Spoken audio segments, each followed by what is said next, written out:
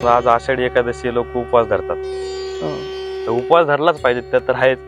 पण मग पुन्हा जर समजा तुम्ही उपवासा संघ जर समजा एखाद्या नाही का गरजू लोकांचं पोट जरी भरलं तर ते अजून नाही का प्रभावदायी होईल. वा वा वा हा? ते तर लय पुण्य आहे ना. जर समजा आज हा. आपल्या गावात कशी काही ते नामदेव गुरु आहेत आणि त्या गुरुला एक दिवस जर तशा माणसाला अन्नदान केलं अन्नदान केलं हो. तर ते मग सगळ्यात पुण्य आहे. गरीबाला ज्याला आज सांजलं भेट ना त्याला हो. आणि आपण त्याची आज जर आत्मा शांत केला तर त्याचा आत्माच आपल्याला खरा हो. आशीर्वाद देतो. समजा आषाढी एकादशी जर साजरी केलीच नसती, म्हणजे परंपरा जर नसतीच, हो. तर काय फरक पडला असता समाजात? म्हणजे कसं आहे हम्म.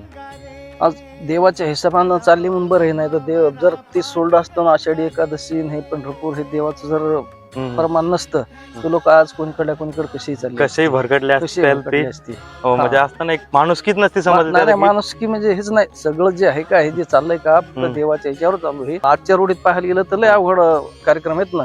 पण उजूक बी देवाच्याच मार्गाने लोक चाललेली आहेत का तेच चांगली गोष्ट आहे. हो.